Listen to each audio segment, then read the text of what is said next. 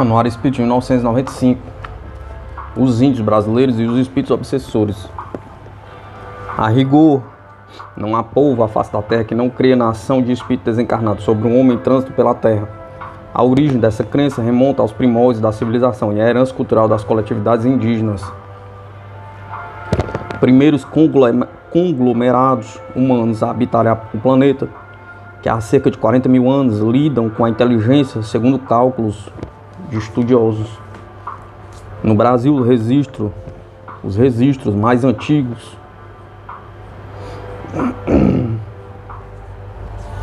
sobre o assunto estão na obra Viagem ao Brasil, do alemão Hans Staden, lançada em Frankfurt no ano de 1555. Gravura da obra Viagem ao Brasil, que mostra espíritos obsessores nas mais diferentes formas, perseguindo os tupinambás.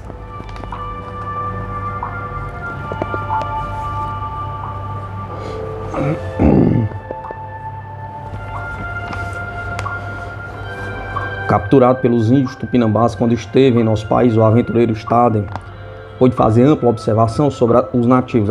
A certa altura do livro comenta: acreditam na imortalidade da alma e são afligidos durante a vida por um espírito maligno, a que chamam Kagere, que lhes surgem sob a forma de quadrúpede ou ave ou qualquer estranha figura. Crendo na imortalidade da alma, no trovão e nos espíritos malignos que os atormentam, tenho que uma semente de religião brotaria neles, não o bastante às trevas em que vivem.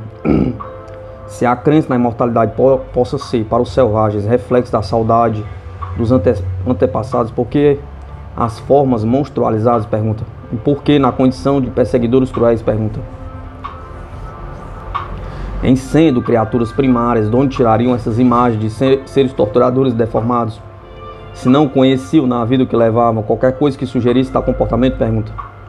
Podes concluir que, se não tinham razões para a formação desse tipo de cultura, realmente vinham e sofriam a ação de espíritos também primários, que os atacavam em bandos ferozes e perispiritualmente animalizados pela mente em desalinho. Somente o Espiritismo aprofunda a questão, em especial nas obras mediúnicas de André Luiz, o autor espiritual, que retrata quadros emocionantes na vida em outra dimensão, através da fidelidade psicográfica de Chico Xavier. É constante em afirmar que pululam, junto à costa terrena, bilhões de almas alucinadas e ignorantes, que se devotam à prática do mal. Em Evolução em Dois Mundos, o consagrado benfeitor escreve: inúmeros infelizes obstinados na ideia de fazerem justiça pelas próprias mãos ou confiados a vicioso apego acabam em deplorável fixação monoideísta, fora da noção de espaço e tempo, acusando passo a passo enormes transformações na morfologia do veículo perispiritual. A fixação do ódio em qualquer nível desequilibra a mente. A mente desequilibrada perde o controle motor dos centros psicossomáticos descontrolados. Estes centros deixam paulatinamente o comando das formas e possibilitam, nas estruturas plásticas de que se compõe, a instalação do processo degenerativo das células perispirituais. Revista Espírita, Brasília, dezembro de 1993.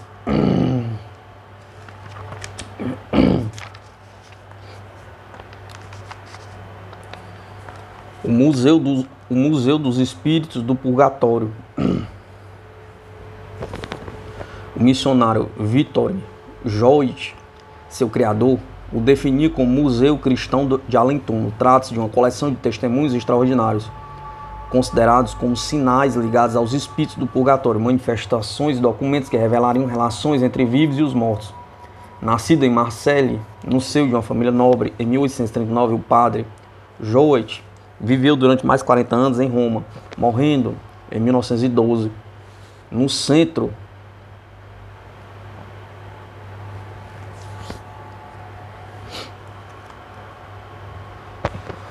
da capital italiana, a pouco distância do Vaticano. Ele mandou construir uma pequena capela como sede da Associação para o Culto das Almas Santas. Era sua intenção erigir no mesmo lugar, como de fato aconteceu depois, uma igreja que pudesse dar abrigo aos que aspiravam a dedicar suas orações e práticas religiosas aos espíritos do purgatório para perdão de seus pecados. Mas antes da construção da igreja, há um século, houve um incêndio na pequena capela e muitos fiéis acreditam ter visto entre as chamas na parede do lado esquerdo do altar a imagem de uma pessoa sob intenso sofrimento. Todos estão convictos de que um espírito do purgatório havia realmente aparecido como fogo e deixado sua marca. Essa imagem, ainda conservada atualmente, escondida por um tríptico, deu início ao que hoje é chamado de Museu do Purgatório, com sede na Igreja do Santo Coração. Sempre animado pelo zelo em propagar as preces em favor das almas, o padre Joet fez viagens a muitos países europeus em busca de testemunhos. Fez assim no museu um velho missal com a marca como uma queimadura de 3 dedos, que teria sido deixado pela falecida Palmira Rastelli, uma alma que teria aparecido em 1870 para pedir ao pároco de uma igreja que celebrasse sua missa em seu sufrágio. Sobre a touca de dormir de Luigi Senegal, falecida em Doucet, França, se observa o sinal de 5 dedos deixados por sua falecida mulher, depois de uma aparição na qual suplicou que rezasse por ela. Cada um desses testemunhos apresenta uma ficha com nomes, lugares, datas, detalhes de acontecimentos e a reconstrução dos fatos. As autoridades eclesiásticas, com grande cautela, nunca se pronunciaram sobre as supostas provas, muitas vezes desconcertantes, recolhidas em países como a Bélgica, a França, a Alemanha e a Itália. O fato é que a Igreja Católica dá liberdade aos fiéis para interpretar estes sinais segundo sua própria fé. Gazeta do Povo, Mundo Espírita, Curitiba, Paraná, 2 de 1994.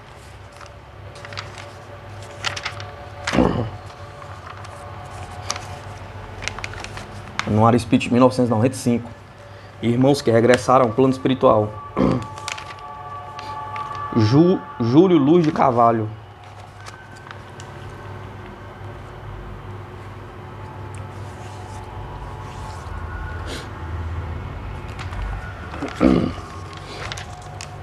Desencarnou no dia 21 de março de 1993 em São Luís, Maranhão, vítima de um infarto no miocárdio.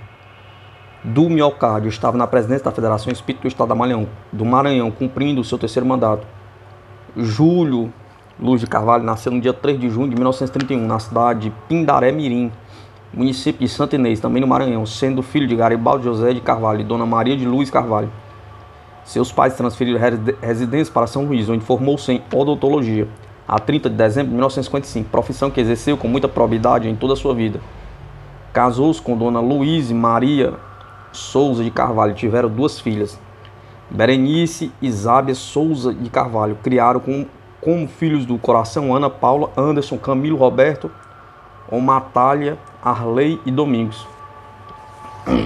Foi funcionário público estadual e colaborou nos principais jornais de São Luís, como o Imparcial e o Estado do Maranhão. Posteriormente escreveu para diversos órgãos da imprensa espírita. De família tradicionalmente católica, tomou conhecimento do espiritismo quando, na juventude, um amigo franqueou-lhe a biblioteca e ele encontrou as obras de Allan Kardec. Passou a frequentar diversas instituições, entre as quais o Centro Espírita Nosso Lar, a Sociedade de Estudos Espíritas Ismael, o Centro Espírita Amigo dos Pobres, prestando a cada casa inestimáveis serviços. Foi presidente do Ismael e da Federação. Júlio Luz de Carvalho se dedicou também à assistência aos necessitados, amparando velhos e mendigos, distribuindo uma sopa que manteve por mais de 30 anos e ali continuou até a data de sua desencarnação. Hoje permanece sob a direção de uma equipe que vive o seu idealismo exemplar, amigo das crianças e dos jovens. Incentivou a evangelização infanto-juvenil para uma nova geração digna e feliz, um processo educativo para um mundo melhor. Orlando Martins Soares.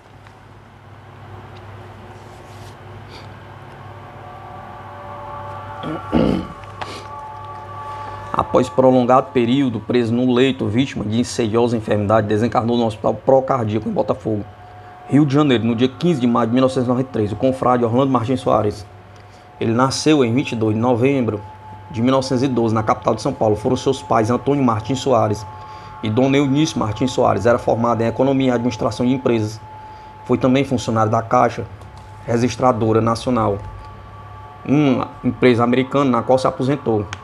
Casou-se com Dona Ludovina Bandeira Martins Soares e tiveram 3 filhos, Orlando Filho, Nielso e Fernando. Em 1936, um amigo emprestou-lhe alguns livros espíritas, inclusive alguns de Allan Kardec. Impressionado com os conceitos doutrinários, passou a ouvir palestras e a ler mais e mais livros. Em 1946, Jacques Aboab, juntamente com um grupo de abnegados companheiros, fundou o Grupo Espírita André Luiz, próximo à Praça da Bandeira, onde se realizava um trabalho de materialização com o médico Peixotinho. Orlando Martins associou-se ao grupo, colaborando em diversos setores. Foi eleito presidente por mais de um período, deixando marcas indeláveis de sua passagem. Trabalhou também no Centro Espírita Irmãos de Frei Luís, situado na Boiúna, em Jacarepaguá, na zona norte do Rio de Janeiro, juntamente com sua esposa, médico de efeitos físicos, doando ectoplasma nas regiões de cura. No campo assistencial, muito fez pelas crianças internadas naquela casa de amor, emprestando ainda seus conhecimentos evangélicos no esclarecimento dos necessitados que ali ocorriam em busca de melhoria do corpo e da alma. Palestrante muito conhecido, colaborou gradualmente, inclusive comparecendo aos grandes eventos do Espiritismo no estado do Rio. José R. Boechat.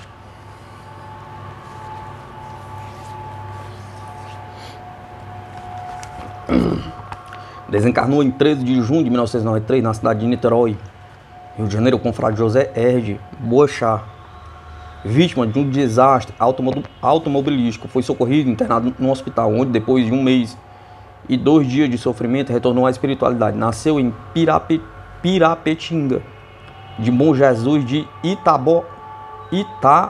Itabapoana, no norte fluminense, em 28 de 1926. Era filho de Romeu R. Boechat e Dona Maria Leal Boechat, e teve 3 irmãos, Gene, Jair e Naí. Órfão de mãe aos 11 anos de idade, foi morar com seu tio João R. Boechat para estudar em Niterói, no grupo escolar Alberto Brandão. Ali concluiu o curso primário. Seu tio era militante do espiritismo, pioneiro do movimento espírita na cidade de Natividade e trabalhador emérito na Federação Espírita no estado do Rio de Janeiro. Seu pai voltou a reunir a família nos arredores de Itaperuna, onde percorria diariamente 7 quilômetros para fazer o curso ginasial do Colégio Bittencourt. Ainda ajudava o pai nos afazeres domésticos, colaborando na educação dos irmãos menores, inclusive cuidar do pequenino sítio. Em 1944 foi trabalhar como escrevente no cartório em Itaperuna, ingressando na Mocidade Espírita Alcione, recém-fundada. Participou da Semana Espírita de Macaé, de onde regressou cheio de entusiasmo, incentivado pelo professor Leonardo Machado. José R. Boechat foi eleito diretor da Mocidade. Em janeiro de 1948 ingressou no Banco do Comércio. Neste ano surgiu a primeira Semana Espírita do Norte Fluminense, tendo à frente os jovens José e Norberto R. Boechat, primos, que logo depois lançava a pedra fundamental do Grupo Espírita Amor e Verdade, Amor à Verdade, e do lado a criança Bezerra de Menezes, em Itaperuna. Em 1957 foi transferido para a agência de Duque de Caxias do Banco do Comércio. Era sua secretária, Dona Sônia Salles. Surgiu um amor à primeira vista. Se casaram em 10 de setembro do mesmo ano. Tiveram os seguintes filhos: José Henrique, casado; Jaqueline Boechat Mazzi, casada; Miriam e Vitor. Em Duque de Caxias, elaborou o Estatuto do Grupo da Fraternidade Ana Prado, da qual foi um dos fundadores. Em 1971 foi transferido para Teresópolis, juntamente com um grupo de companheiros, tendo à frente Dona Irene Silva. Foi um dos fundadores do Centro Espírita Aristides Silva, ao qual se dedicou com muito amor. Ocupou vários cargos, inclusive a presidência. José R. Boechat caracterizou-se pela fé viva de seu idealismo espírita. Viveu a doutrina com todo amor e coragem. Franco, leal, sincero e sobretudo humilde. Lindolfo Antônio, Anuário Espírita de 1995. Desencarnou no dia 5 de junho de 1993, no Rio de Janeiro. O confrade Lindolfo Antônio, presidente do Centro Espírita Bezerra de Menezes, no bairro do Estácio, contava com 77 anos de idade, pois nasceu em 22 de maio de 1916, na cidade fluminense de Barra Mansa, sendo filho de José Antônio e Cristina Jesus Silva, com uma família constituída de 5 filhos. Era aposentado pelo Estado, mas sempre era construtiva a atividade. Desenvolvia trabalhos na área da educação, além do movimento espírita. Casou-se com Dona Célia Maria Mendonça. Antônio, também espírita de grandes atividades, deixou por descendentes um casal de filhos, Miguel Cláudio Mendonça, Antônio e Márcia, Antônio Frota e Correia, e 6 netos. Toda a família é espírita praticante. Em 1941, Lindolfo Antônio, por orientação do médium Antônio Seabra, na cidade de Resende, procurou o Centro Espírita Bezerra de Menezes e passou a frequentá-lo. Em 1945 foi eleito primeiro secretário. Em 1947 vice-presidente, reeleito até o ano de 1954.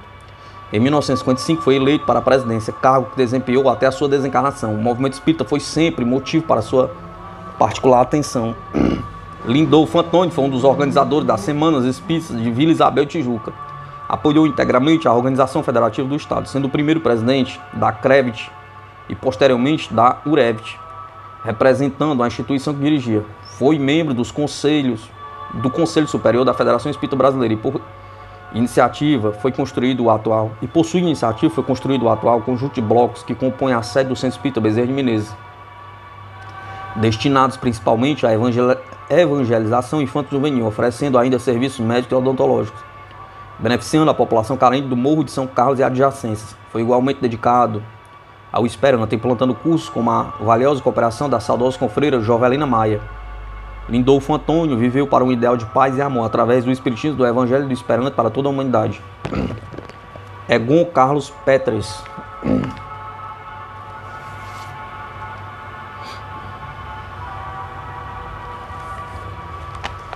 Aos 73 anos de vida terrena, regressou ao mundo espiritual, o confrade Egon Carlos Petres, no dia 14 de junho de 1993, na cidade de Caxias do Sul, Rio Grande do Sul, onde era muito estimado, cercado de amigos que lhe dispensaram todos os cuidados.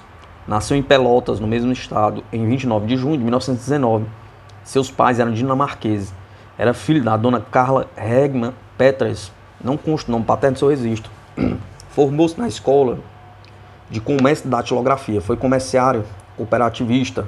Quando foi convocado para o exército, logo fez carreira, sendo promovido a sargento, incluindo no terceiro escalão da Força Expedicionária Brasileira, indo para a Itália.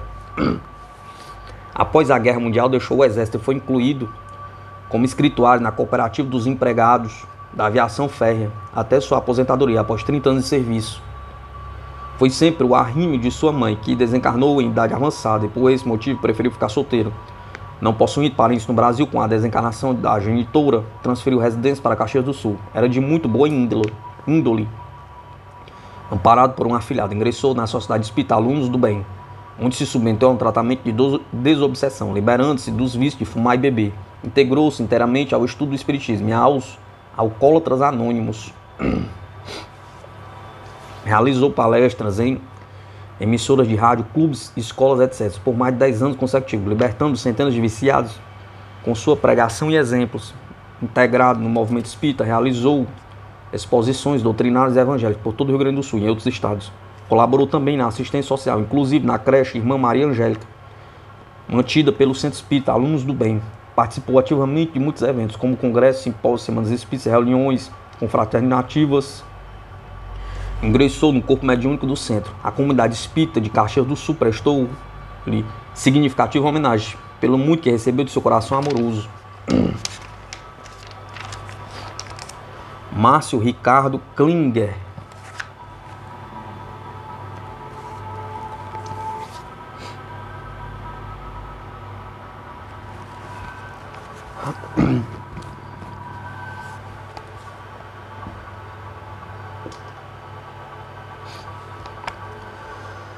Retornou ao plano espiritual no Rio de Janeiro no dia 12 de agosto de 1993, o confrade Mário Ricardo Klinger, presidente da Sociedade Pro-Livre Espírita em Braille.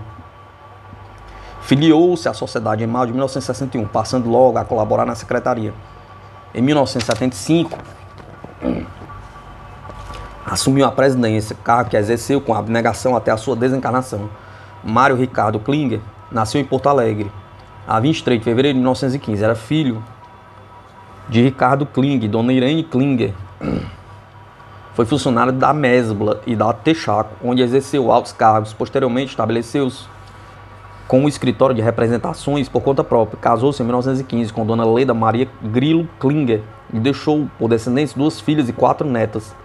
De formação protestante luterana, fez-se adepto do espiritismo em 1948, quando passou a frequentar a cabana espírita de Antônio de Aquino, em companhia de dona Leda, então sua noiva. A título de curiosidade, leu o Evangelho segundo o Espiritismo e anunciou que desejava conhecer os demais livros da codificação. Não demorou muito e declarou-se espírita. Colaborou desde então com a casa, tendo exercido inclusive o cargo de secretária na presidência de dona Pedrita, uma missionária. Formou uma equipe de colaboradores, dinamizando a impressão dos livros em braille. Foi um dos responsáveis pela expansão da instituição, com a construção de mais de 2 andares da sede. Sociedade Espírita Prolive em Braille. Nos últimos dias terrenos, ele distribuiu tarefas, organizou papéis, dispondo tudo da melhor forma para que não houvesse solução de continuidade administrativa para seu sucessor. Mário Ricardo Klinger foi capaz de realizar tantas tarefas em favor do próximo que, por certo, recebeu a gratidão justa daqueles que o precederam na vida maior. João Silveira Rodrigues.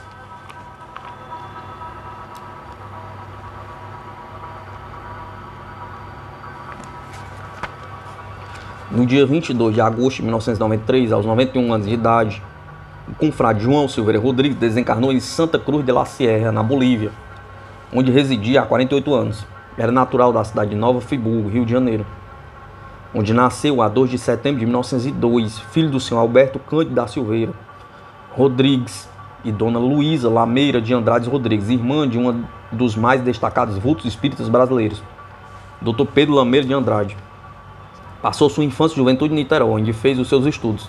Trabalhou na prefeitura municipal, no setor do imposto predial, em 1945. Foi comissionado pelo Ministério do Exterior para ocupar o cargo de secretário da Comissão Brasil-Bolívia de Petróleo, com sede em Santa Cruz de la Sierra, e ali ficou até a sua desencarnação. Foi casado em primeiras núpcias com dona Abigail Marconi Silveira Rodrigues, que desencarnou deixando 3 filhas, Asdrusbal, Disseu e Paulo. Na Bolívia, contraiu o segundo matrimônio com dona Joana Rouig da Silveira. Tiveram um casal de filhos, Rosana e Gerson. Deixa por descendentes, além da esposa Joana, 9 netos e 9 bisnetos. Nasceu em uma família espírita, residente em Niterói, e aí exerceu a mediunidade de cura como receitista. Em se transferindo para a Bolívia, começou através de contatos pessoais a difundir o espiritismo. Quando visitava o Brasil, levava livros e mensagens avulsas, especialmente de Franciscano Xavier e de Valdo Pereira Franco, traduzindo-as para o espanhol. Importava sempre livros espíritas, especialmente os livros de Allan Kardec em espanhol, para distribuí-los gratuitamente. Aos poucos foi conseguindo adeptos, preparando terreno para a fundação do primeiro centro espírita daquela cidade. Durante quase meio século foi orientador doutrinário de instituições, jamais exercendo cargo de diretoria, deixando-as para os confrades bolivianos. Respeitado e amado pela população de Santa Cruz de la Sierra, ficou conhecido por Dom Juan Silveira. Ao sepultamento de seu corpo compareceu uma verdadeira multidão. Além de espíritas, estavam presentes representantes de outras religiões, de organizações sociais, uma demonstração do apreço e carinho pelo muito que realizou em favor de todos. Dr. Adroaldo Modesto Gil.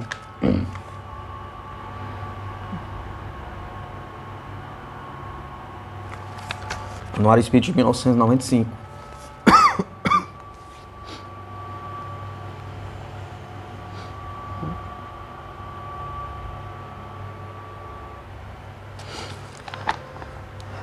Entrevistando Adolfo Modesto Gil, filho do psiquiatra e psicanalista espírita Dr.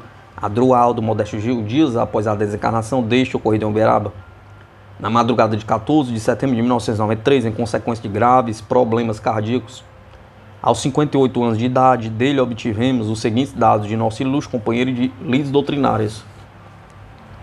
Deixou a esposa, a senhora Jocely Batista Gil, e os seguintes filhos, além de Adolfo: Alexandre, Aulos, André e Luciana. Nasceu em Palmital, estado de São Paulo, no dia 2 de maio de 1935, filho de Luiz Modesto Gil e Estela Gonçalves Gil. Formou-se em Medicina pela Faculdade de Medicina do Triângulo Mineiro, em Uberaba, no ano de 1961. Foi diretor administrativo do Sanatório Espírita de Uberaba, nos anos de 1960 a 1963. Em 1965, faz curso de especialização em Psicologia Médica, Psiquiatria e Psicoterapia na Faculdade de Medicina de Madrid, Espanha. Foi diretor do Departamento Médico da Casa Transitória da Federação Espírita do Estado de São Paulo, sócio fundador e secretário da Associação Médico Espírita de São Paulo, fundador do Grupo de Estudos Bittencourt Sampaio, Departamento de Centro Espírita Uberabense, relator dos Estatutos e presidente de 1972 a 1982, chefe do Departamento de Neuropsiquiatria da Associação Médica Espírita de São Paulo, de 1969 a 1971. Começou novamente a trabalhar no Sanatório Espírito de Uberaba, em 1976. Médico do Ambulatório Bezerra de Menezes, Centro Espírito Uberabense, em 1972 a 1981. Atendendo gratuitamente. Vice-presidente da Comunhão Espírita Cristã, de 1977 a 1981. Presidente da Comunhão Espírita Cristã, de 1981 a 1993. Notas. Quando colhido pela desencarnação, exercia as funções de professor adjunto da psiquiatria da Faculdade de Medicina do Triângulo Mineiro e diretor clínico do Sanatório Espírito de Uberaba, cargo este ocupado após a desencarnação do Dr. Inácio Ferreira, 27 de setembro de 1988. 2. Deixou vários trabalhos publicados em revistas especializadas na imprensa espírita do nosso país, notadamente no Boletim da Associação Médico Espírita de São Paulo. 3. Durante a tradicional reunião de 31 de dezembro de 1993, esta comemorativa dos 60 anos da fundação do Sanatório Espírita de Uberaba, o espírito Dr. Adroaldo sucessivamente comunicou-se através dos médiuns Dona Jocélia Batista Gil e Dr. Silas Escúcel Júnior, com belas mensagens de reconforto a todos os presentes. Desde então, tem transmitido por outros médios e centros espíritas diferentes outras páginas consoladoras, todas alertando-nos quanto à grave responsabilidade dos espíritos cristãos ante a sociedade em que vivemos. Ele que sempre se preocupou em implantar no sanatório, sob sua direção, a comunidade terapêutica espírita. Da família e dos seus amigos, o Dr. Adroaldo sempre receberá gratidão e um amor pela pela exemplificação de trabalho, abnegação, devotamento e renúncia e amor dos pequenos gestos do dia a dia e grandes em sua ausência cristã, testemunho ao longo de sua jornada terrena. Ione Martini.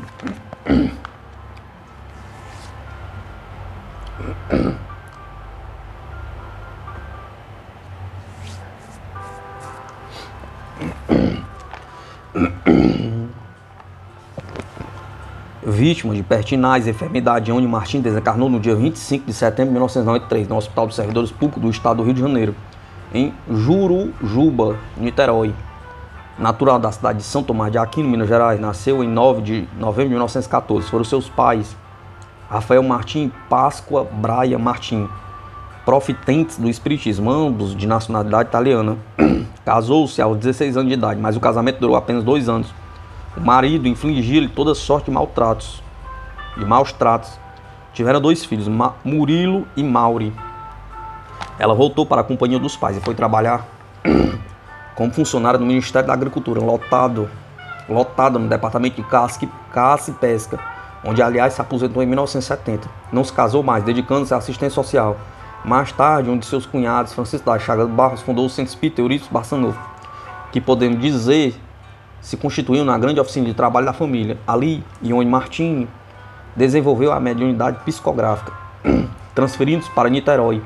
Trabalhou por mais de 40 anos consecutivos na União da Mocidade Espírita de Niterói, dirigindo inclusive a obra do berço Irmã Sheila, tendo realizado inúmeras promoções beneficentes com o objetivo de amparar a criança carente. Apesar de haver sofrido duras provações, ela não perdeu a confiança na misericórdia do Pai Celestial, demonstrando a coragem e a resignação. Manteve sempre a alegria interior, exteriorizada em gestos amplos de solidariedade. Ruth Marques Paz.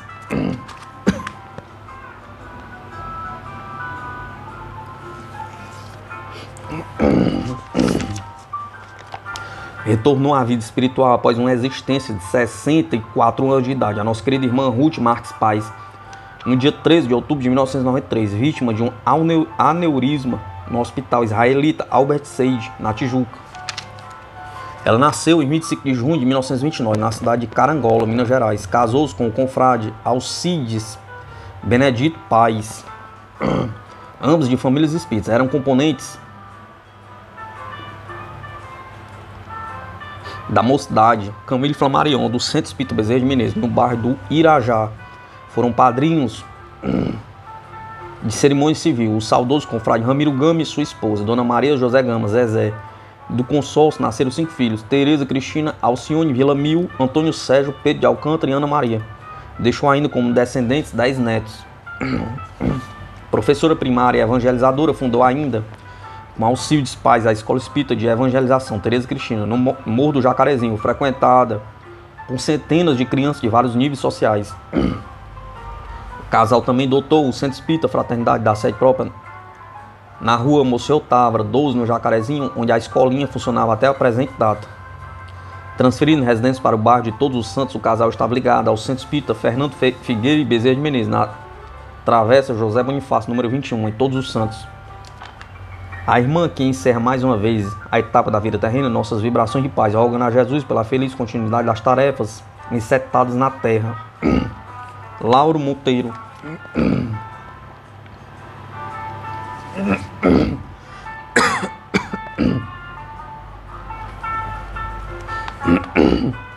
Aos 85 anos de idade, regressou à espiritualidade no dia 22 de novembro de 1993, em Belém, o confrade Lauro Monteiro.